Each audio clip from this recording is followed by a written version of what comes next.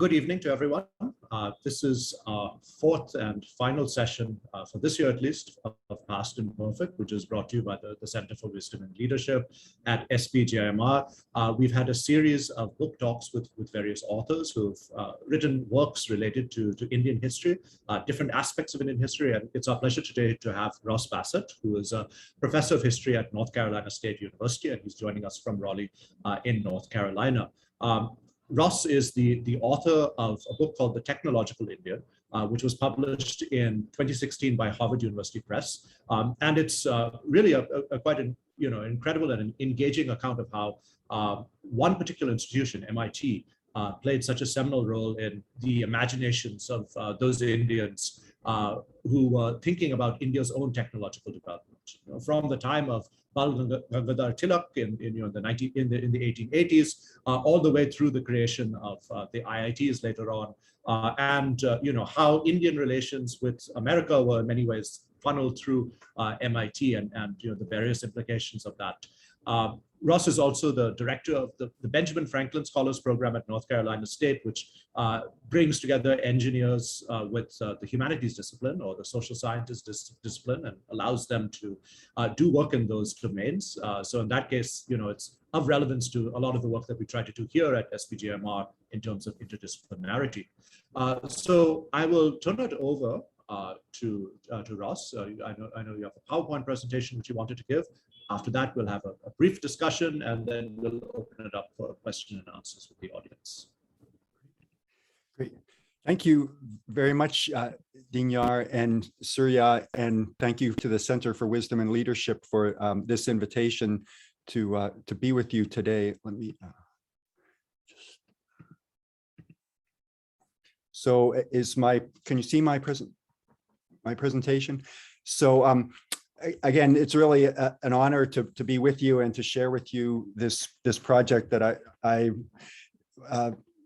it was some of the about 12 happiest years of my life working on this project. It was just such a fascinating project. So this is a picture of Jawaharlal Nehru in 1949 visiting MIT, and so you see his sister there, and then the president of MIT, James Killian. And so what kind of got me interested in this project was in the early 2000s, it began to be clear that India had really made remarkable strides technologically that maybe had not been expected by a lot of people. And these strides were visible in a number of ways: the development of the outsourcing industry, TCS and Infosys. Also in the United States, the development of Indian entrepreneurs who were really very prominent in Silicon Valley, again, something that was not maybe expected by other people. And then something that people in universities would notice is just that Indian engineering professors were really very key and central figures in the American engineering profession, in the American Engineering Academy. And so as a historian, I feel that one of our jobs is to try to understand the past. And so how did it happen that Indians became such prominent engineers? And I guess one of the things is especially the connection to the United States, that from a political sense, the connections between the United States and India had often been not always so positive, that the relations between the United States and Pakistan often ended up poisoning relations with India. So how did these technological connections develop between India and the United States? And so what I found out, I was visiting MIT, and I found that they had these collections of commencement programs. And so every year it listed every single graduate, and then it also listed where their hometown was, what their degree was. And so what I saw was it would be possible to make a database of every Indian graduate from basically the founding of MIT in 1861 up to 2000. And so I came up with this database of 1,300 graduates of MIT. And so what I then did, and why this was attractive to me, so it was, I think of this as sort of a historical experiment to say, we have these 1,300 people, how did they end up getting to MIT? Who were they? And then what did they do afterwards? And so it's a definite population, and that we can study them in really great depth. And as an experiment, when you do an experiment, there's always the risk that you have an experiment that has sort of null results, that doesn't really produce anything useful.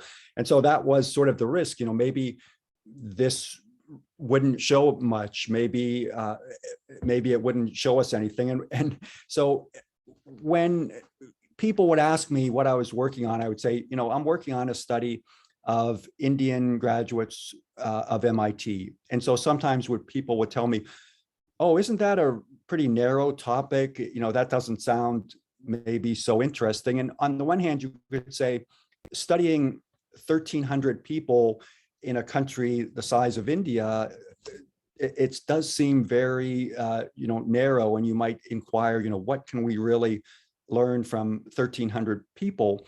But so one of the claims that I want to make is that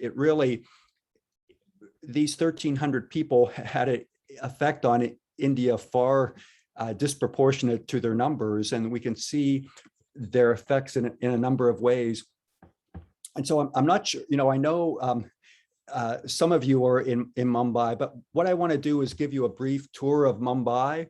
And this is a MIT-centric tour of Mumbai that sort of looks at Mumbai through MIT graduates. And so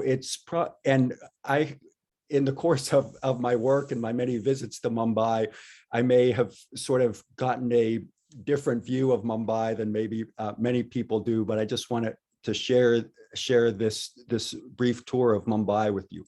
So we're going to start out actually in 1944, and during World War II, there were a number of American soldiers stationed throughout India, and the United States really got interested in India. And one of the things that they did was they opened a library in Bombay at the time. And one of the things that this library had was American college catalogs. And so, and one of the American college catalogs they had was the college catalog of MIT.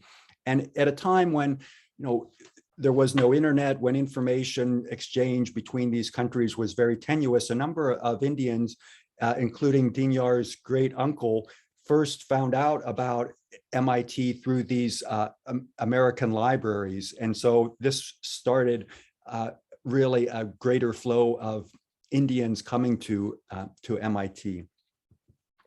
So the first first Indian to get a PhD from MIT was Anant Panja. And after independence, he played a leading role in modernizing the water supply to Mumbai. So then I want to just move up to look at IIT Bombay. And so IIT Bombay was sort of famously supported by a program from the Soviet Union. But what's interesting is after the Soviet program ended, professors at IIT Bombay decided they really wanted to follow the American model. One of the leading professors, Suhas Sukhatme, who later became the director for many years, was an MIT graduate. And what's particularly striking is that at IIT Bombay, they have what they call the Infinite Corridor. And that's modeled after the Infinite Corridor at MIT. So again, you can see this connection. So let's move a little bit to Vikhroli. This is Adi and Nader Godrej, for many years, the heads of the Godrej enterprise. And one of the particularly striking things about Indian business families, particularly in the 1950s and 1960s, is that many of these business families decided to send their heirs to MIT to get technical and business training. And so you see here, Adi and Nader Godrej, both MIT graduates. Another example of this is Ramesh Chowan, famous for Thumbs Up and fighting Coca-Cola for many years. Another, and the leader of Parley Products, again, another MIT graduate. Just another example of this would be Aditya Birla. Again, his grandfather, G.D. Birla, had this very strong passion and this very strong belief that what Aditya Birla needed, even though he had all the support of the Birla family, this great tradition of business, was that he needed an MIT education. And in the MIT archives, there are letters of G.D. Birla to the president of MIT, sort of asking about, how Aditya Birla's application is going, and just again showing just a real concern to get his grandson admitted to MIT. And so he graduated with a degree in chemical engineering. As we think of the IT business and Indian outsourcing, Lalit Kanodia, who was one of the original engineers working at TCS and then founded a company, Datamatics, comes to mind. And then as it's almost FC Kohli's name is almost always followed by the father of the Indian IT industry. And FC Kohli was a graduate of MIT for many, just passed away several years ago, but for many years he held forth at the Air India building. Just moving into a couple other areas as we think about Navi Mumbai, and this brings to mind Charles Correa, the architect, really, I think the most prominent Indian architect in the years after independence, another graduate of MIT whose work it can be seen throughout India, and really sort of one of his crowning achievements was he actually designed a building at MIT. One final example of this would be the Jahangir Art Gallery in Colaba, designed by Durga Bajpai, another prominent MIT graduate in the years after independence. So the point of this is that MIT graduates have played really a remarkable role in the business and technological life of Mumbai in the 60s, 70s, 80s, and 90s.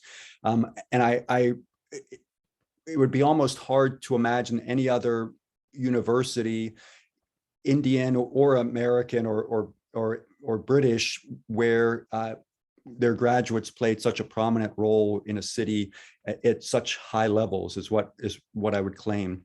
I want to then just present to you sort of my broader claims of this book. So what I would say is that if we look at Indian graduates of MIT, we see the history of Indian business and technology in a different and new perspective. And we really see even Indian politics in a different perspective as well, that there are links between MIT and Tilak, Gandhi, and G.D. Birla.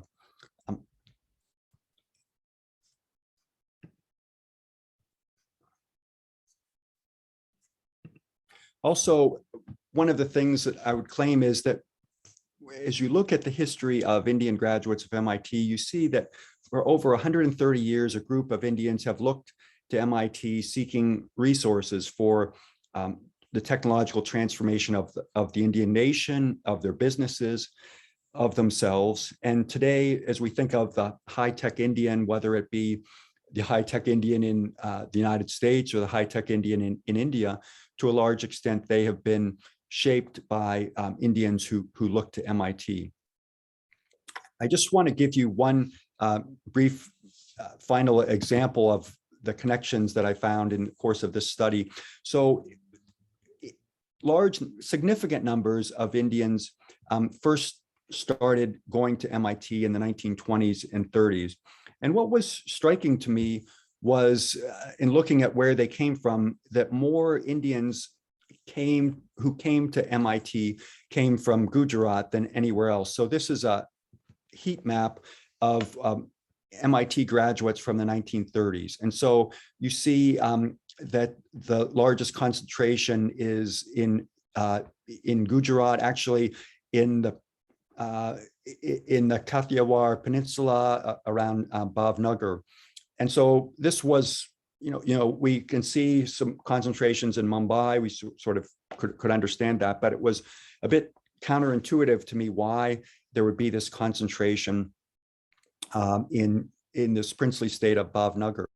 And so in the course of this, one of the visits to India that sort of was crucial to my study was a meeting with Manubhai Perek, who in 1940 got a PhD from SCD in chemical engineering from MIT.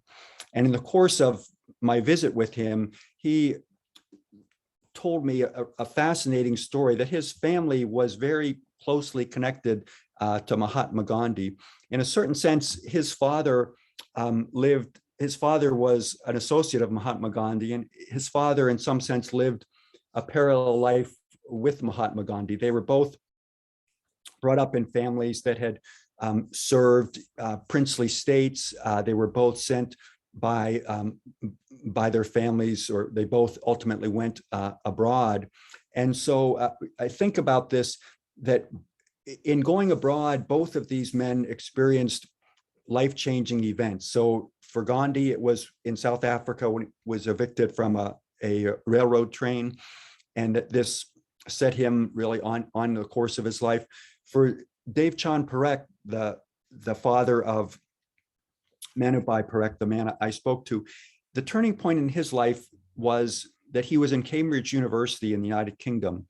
And at Cambridge University, he took a course with the great economist Alfred Marshall. And in talking to Alfred Marshall, Alfred Marshall said to Devchand Perek, "You Indians shouldn't be coming to England and becoming lawyers. You Indians should go to the United States, you should go to MIT, and you should become engineers and rebuild the country." And so this was a life-changing event for Devchand Perek, and he sort of made it his life's mission to send as many people as possible from his family and elsewhere to MIT.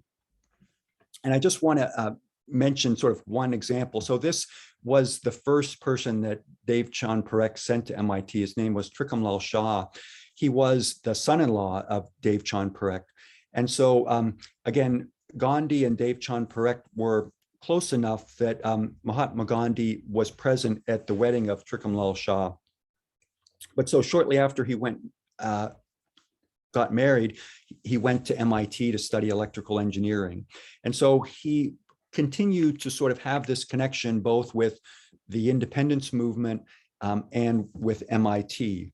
And so actually Gandhi wrote a little commentary about his wedding, that his attendance at it and how pleased he was with the wedding. But one of the things I think about in this regard is that, so when Trikhimlal Shah went to MIT, he studied with Vannevar Bush.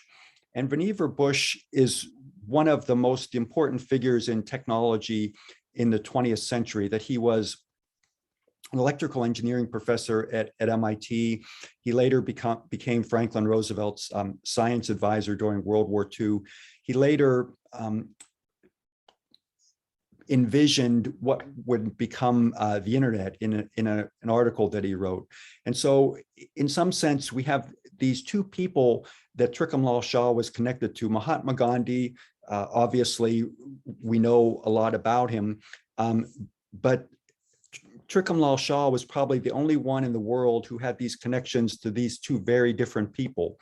And it sort of makes us maybe think again about Gandhi. So Trikhimlal Shah didn't see any contradiction in being his connection, his close connection with Gandhi and his close connection with Vannevar Bush. Just one other quick example I want to give you. So another key figure in Gandhi's ashram in Ahmedabad was Kaka Kalelkar. And one of his sons was Bal Khalker, and he was raised in the Satyagraha ashram. He marched with Gandhi on the Salt March. But then in 1940, he went to MIT to study mechanical engineering. And in fact, one of the intriguing things is in the course of my research, the Birla family gave me access to their archives in New Delhi. And there was a letter that that Khalker wrote to G.D. Birla asking for support to go to MIT. And what's particularly interesting about this letter is that it was edited by Mahatma Gandhi himself, so that you see all these markings here were written by Mahatma Gandhi. And so Mahatma Gandhi wanted to, in some sense, help Bal Khalker get support to go to MIT. And so Bal Khalker did. He ultimately got a PhD in mechanical engineering from Cornell. And so just sort of in the last words, what is interesting to me is that I think looking at these people who were connected with Gandhi also makes us see Gandhi in a little bit different light, that we often think of him as sort of anti-modernist, anti-industry, but these people saw, if you look at Gandhi, he had a certain sense of values that were very consistent with you could say even MIT, time consciousness, a work ethic, numeracy, very organizational centric. And so often, sometimes I'd say maybe spiritualize Gandhi, but in looking at these MIT graduates who were connected to Gandhi, we see maybe a different side of Gandhi. So again, one of my claims is that this study helps us in some sense understand Indian history from a different perspective than we might otherwise. I have a lot more to say, but I want to turn it over to Dinyar now to continue our discussion. Thank you, Ross. Yeah, I think one of the real strengths of your book is, again, giving us a more complex picture of Gandhi. As you mentioned, I mean, Gandhi is someone we stereotype as being anti-technology and being somehow anti-modernist. And sure, if you read Hind Swaraj, it is. But I think the real incredible thing about going through Gandhi's collected works is just exploring all the contradictions in his life, right? In the sense that, just a few years after he wrote Hind Swaraj, he was in, I think, Karachi, for example, praising the Tatas and saying all of us should set up factories like the Tatas. So, I mean, this shows a side of Gandhi which is less understood, but in many ways was probably more impactful on the future of India's economic, trajectory than, spinning and homegrown industries and such. Even though, of course, that had its own life as well.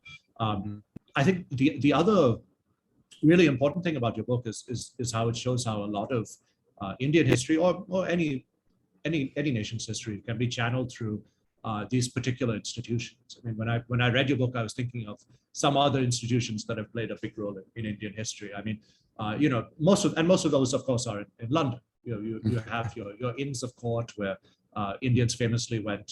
Gandhi, Jinnah, and others famously went to go and study to be lawyers. But then the other really big institution that plays a role is LSC. LSC played a really towering role in the intellectual imagination of India from its establishment, first through the Webb, Sidney and Beatrice Webb, and later on, of course, through Harold Lasky. And in some recent research that I've been doing, actually on management education, I found it quite revelatory that Sydenham College, that was founded here in Bombay just before World War I, was specifically modeled on LSE. Because LSE had a big a big department of commercial education, and then, of course, later on, the particular brand of economics that was focused from Webb's times onward really played a role in, of course, the thought of people like everyone from Ambedkar all the way through Nehru. And you do find, again, a lot of early nationalists like Dinshaw Vacha looking at models like Harvard Business School as early as, again, World War I. So, I mean, it seems in many ways that the imagination of America in India was in many ways, those particular universities, whether it was Stanford or whether it was MIT or Harvard or other places as well. Yeah. Yeah. Again, it's quite impressive that when I started this study, I imagined that Indians would have only started going to MIT after independence. And so at the MIT library, they had these shelves of commencement programs. And so I started sort of in the 70s and started working backwards. And I was sort of saying, well, should I continue on past in the past before 1947? I sort of imagined, no, there probably won't be very many. But then I thought, well, just for completeness sake, I should keep looking. And I was surprised to just continue to find Indians who had gone to MIT. And again, when there were, it was a very difficult thing when the connections between India and the United States were not that strong, but Indians really believed that their future, a group of Indians believed that their future lay through getting an education at MIT or other American schools. So I'm going to ask you one or two questions, but at the same time, I'd like to encourage attendees to write the questions in the Q&A box that's available for you. What do you think was the particular lure of MIT? I mean, what was distinct about MIT from other options that were available for Indians, like say the Carnegie Institute or Worcester Polytechnic, or many of even Caltech, for example, after it's established. What was unique about MIT? Yeah, so I mean, one of the things is that I think the leaders at MIT had a much more global vision.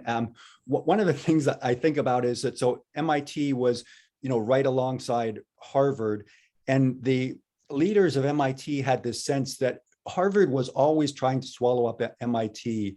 And so for MIT to exist, they had to have a really strong sense of purpose and of mission, and so they had a vision to be a global institute even from the 1800s, when not very many schools did. And so they were thinking about attracting people that they saw that as their mission, and so I think people Indians saw some of that, and I think that they picked up on what MIT was trying to do. I don't think that any of these other schools, Stanford, Carnegie, had really quite the same global vision. One of the striking things is in the early Donald Trump was not the first one to introduce immigration restrictions, and so in the early, I think it was about 1919, the United States, after World War I, introduced immigration restrictions, which were very discriminatory. And what's striking is that the MIT board of directors passed a resolution protesting this and saying, it is important that we have students from all around the world. It really will enable us to demonstrate world leadership. So they were even 100 years ago against the idea of restricting foreign students from coming to the United States. Yeah, that's quite remarkable. And I mean, you see a similar pattern in Britain also, right? And in the sense that a lot of institutions, I mean, would admit Indians and, eventually Indian women, of course, first just Indian men, but those particular institutions which were quite open-minded and were welcoming, like I'm thinking of Balliol College in Oxford, they consequently, still, play an important role in our understandings of educational landscapes in places like the United Kingdom. And consequently, a lot of really important Indians went there and used that education for various ends. Again, if we have any questions from the audience, I'd really encourage you to put them in the box also, but I'll ask you another question for the moment.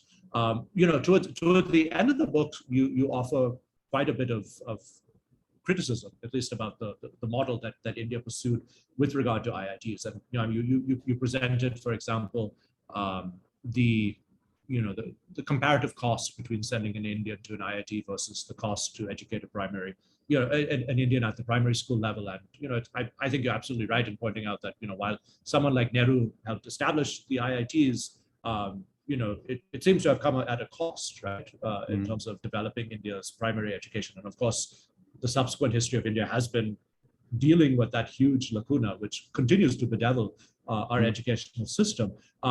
How is India's model maybe different from other post-colonial societies? I mean, you talk a little bit about China, for example. What did they do differently? I mean, did they concentrate on building up star institutions, MIT-like institutions, or was their educational policy more diffuse at kind of secondary and primary level?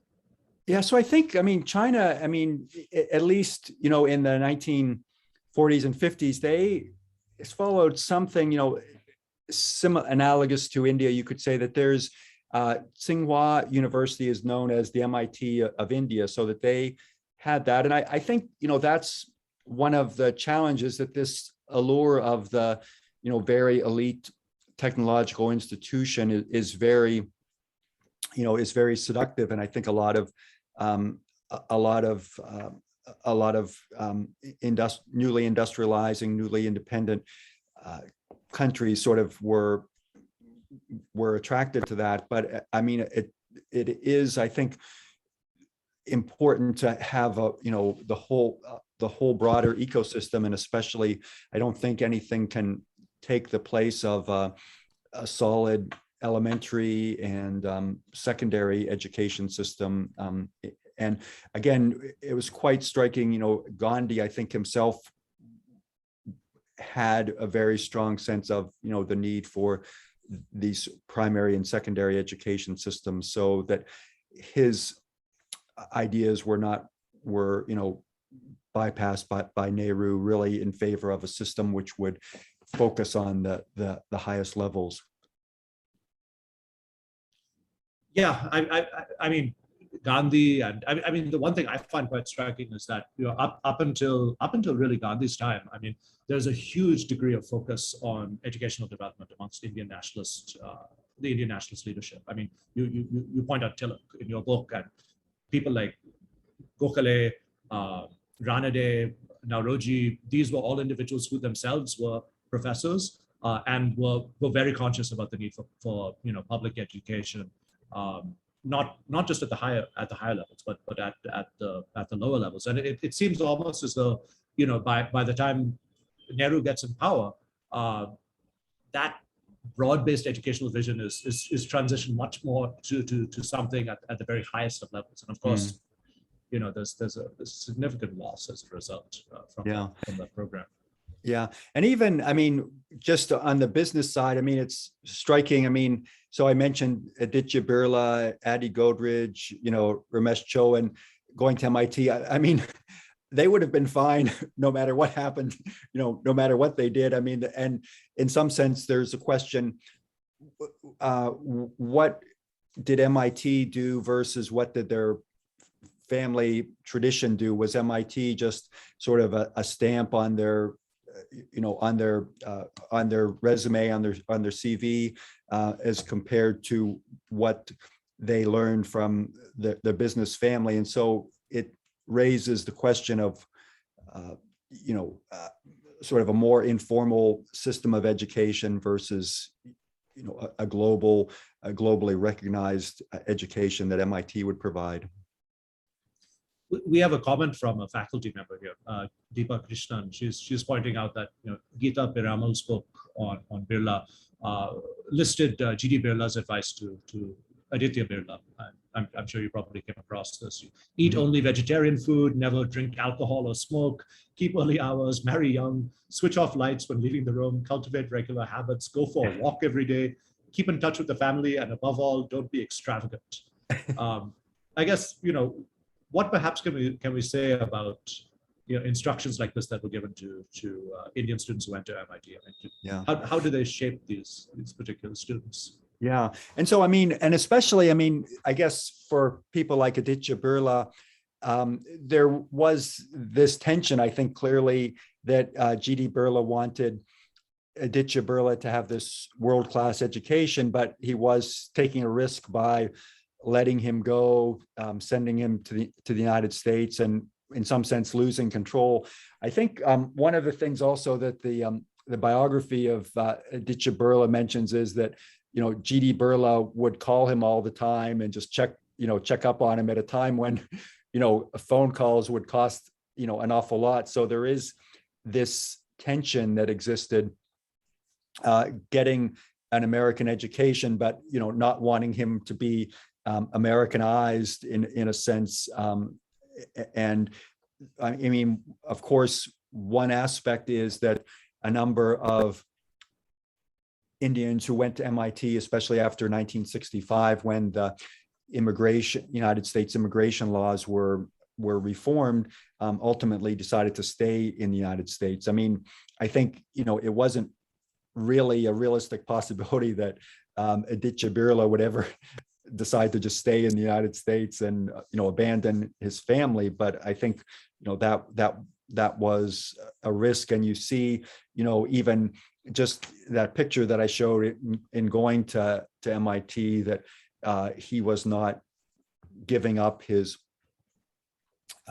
Indian culture in going to MIT, but that was always the problem. And again, one of the things that so T.M. Shah, the man I mentioned who went to MIT in the 1930s, so he was a vegetarian, and his father-in-law continually would write to him that he just doubted, that he was very skeptical that a vegetarian could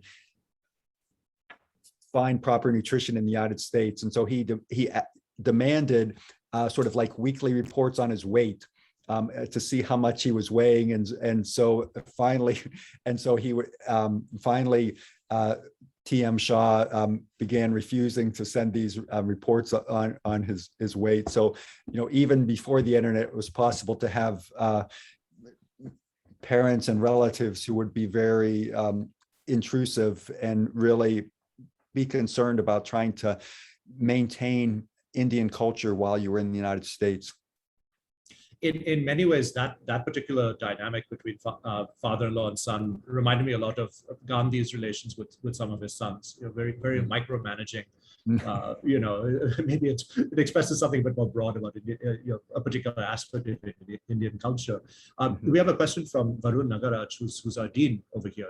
He asks, if the US model of emphasizing engineering as essential for economic development was shared by Indian politicians, why was there a tension in India between technology and profit, unlike in the United States? Yeah, so I guess it would seem that, you have this, dichotomy. You might say the UK educated government leaders like Nehru, who sort of, favored a more socialistic government control, versus and there's a certain sense that you could say, that MIT was more in line with the Indian entrepreneurial spirit, so that there was this sort of constant tension between the Indian government and Indian business families and entrepreneurs. Just another prominent example of this was S.L. Kirloskar, really, who played a leading role in the expansion of the Kirloskar business family. That he was a persistent, critic of the Indian government's restrictions, and really, tried to advocate for a more open free market sort of system. And it really wasn't until the 1990s that something like that developed. Although, of course, we still are facing a great degree of friction caused by bureaucracy over here. That kind of relates to a question that I had, at least, in the sense that, towards the latter part of your book, you talk a lot about a conflict between a technological Indian and a bureaucratic Indian. And that conflict can sometimes be quite ugly and quite self-destructive in many ways for India. Historically, why do you think there was such a big conflict between these two types of individuals? I mean, we've seen how, in the East Asian model, they actually worked quite well hand in hand. What do you think might have been different about the case here in India? Yeah, I mean, it is a good question. I mean, that you see, and I mean, there is, on the one hand, I mean, like, for example, there were members of Nehru's family who actually went to MIT themselves. And so, you know, it's not really completely a, you know, a dichotomy, but it does seem, I don't know, that there was maybe this sense that India had been mistreated by the British colonial system, and maybe there was this belief of really a more just system could only come about with, you know, strong bureaucratic governmental controls. And, you know, it seemed a strong distrust of entrepreneurs and really free enterprise. And so I don't know if ultimately this could be seen as, you know, two strains within India. One, again, this strong socialist strain with maybe some connections to the UK versus a different strain. You know, obviously Indian business families, I think, were a lot relied on indigenous resources, and, you know, the Birla family and so on, long-standing Indian business traditions.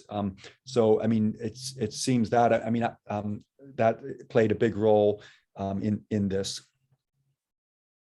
Yeah, I think the perspectives also change over time. I mean, what I find quite revelatory is that, you know, if you look at media reports about India and India's economic growth in the late 40s and early 1950s, it's almost as though they're describing India as, you know, what the way we describe, say, you know, China, the way we would have described China maybe in the 1980s. Here's this big growing economy. There's a great need for engineers. There's a great need for business talent. Of course, that's funneled entirely through the state.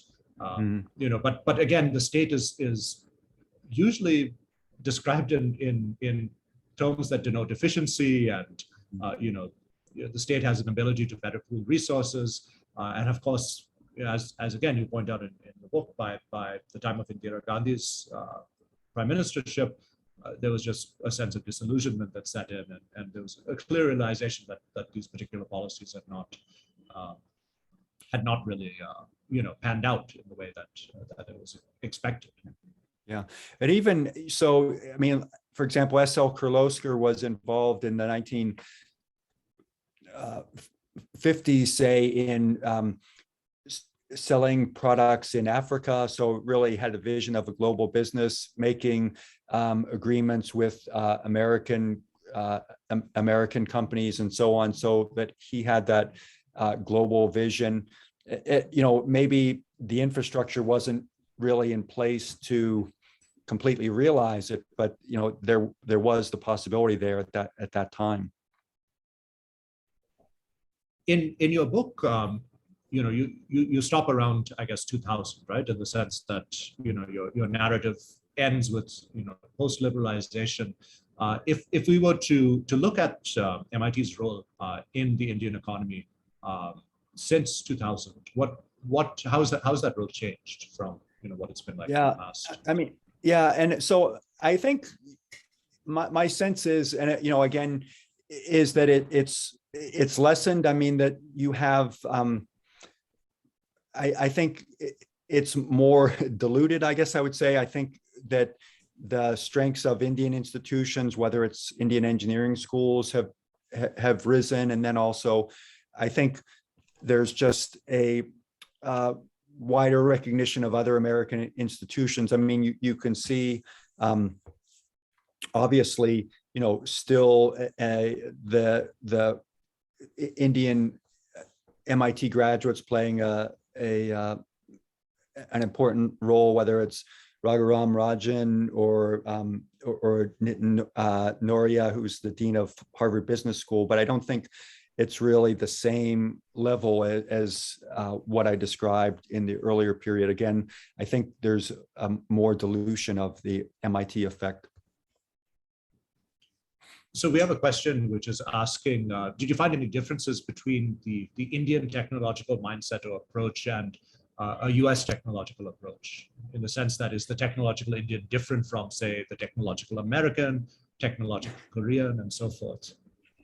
Yeah, that's a great question. I mean, it seems like one of the aspects of this is just, I think the idea of entrepreneurship, and again, just, there was a study produced by Annalise Saxenian, who was a dean at Berkeley, about entrepreneurship in Silicon Valley and the important role of Indians and Chinese in entrepreneurship in Silicon Valley, and that we don't maybe give that enough appreciation. That I think that there's seems like a very strong entrepreneurial ability among Indians that I don't know is not one of the things in my classes, I ask people like, how many of you think of starting your own business? And almost no one ever does. That it's maybe present in certain places like in Silicon Valley, but it's not the technological American, I would say, is not generally an entrepreneur, and maybe the technological Indian is, I guess. It would be a very interesting and complex study to try to tease that out and develop some more of the differences in those two in the technological American and the technological Indian. We have a comment noting that IIM, the Indian Institute of Management in Calcutta, was established by in a partnership with MIT Sloan and the Indian government. Perhaps, do you have something to say about kind of the broader linkages between MIT and say the business educational environment here in India? Yeah, so it seems again that MIT had this international vision. One of the things is that I got my PhD in history from Princeton, and I think around like 2010 or something, Princeton made a big deal that the president of Princeton was coming to India, and but the presidents of MIT had been coming to India for a much longer time, and they had, I think there was a president of MIT by the name of Howard Johnson who conducted, he came out of the Sloan School of Business, and he conducted sort of summer management sessions in India regularly, I believe in the 1960s. Again, I think that MIT had this vision that with the IIM in Calcutta, that was sort of there were two American efforts to develop a business education in India. So one was IIM in Ahmedabad, where Harvard Business School had a program to help develop IIM Ahmedabad, and then IIM Calcutta. And I guess I don't know the details of how this started, but I guess I just think it was this general sense. And I think maybe particularly in the time of the Cold War, when the United States felt keenly this sense of competition with the Soviet Union, that a lot of American universities felt that part of their mission was to sort of spread the gospel of capitalism, you might say, in India. And so you see that again, IIT Kanpur was developed by a consortium of American universities, 9 American universities, but led by IIT, or led by MIT. And so that you see Americans really working very hard to try to develop an American model of both engineering and business in India in the 1960s. There's a scholar at Dartmouth, Douglas Hayes, who's writing, I believe, a book now on the history of the IIMs. And so he's tracing a lot of those links between, places like MIT and Harvard. And yeah, I think a lot of them went through the Ford Foundation, as did, a lot of those other links that help with the IITs and American institutes. So MIT Sloan and HBS were involved in the establishment of the first IIMs. It was, I believe, a bit acrimonious in some cases, in the sense that, I mean, obviously there was friction between the leadership of these IIMs and the professors that were there. But I believe Douglas Haynes's own father was a professor at IIM Ahmedabad. Really? He was one of the faculty members that was brought in from America, and and there were other faculty members brought into IIM Calcutta as well. So there are these links outside of just, say, technical cooperation, but like in the case of what you've described with the IITs or this push for something with establishing an MIT in India, it's really very top down, in the sense that it's the government that's saying we need to establish these institutes. And of course, there's less emphasis on business education than, say, technical education. But again, it is a bureaucratic impetus to establish these institutes, and it was done well. I mean, it was actually carried out in a very efficient and effective manner.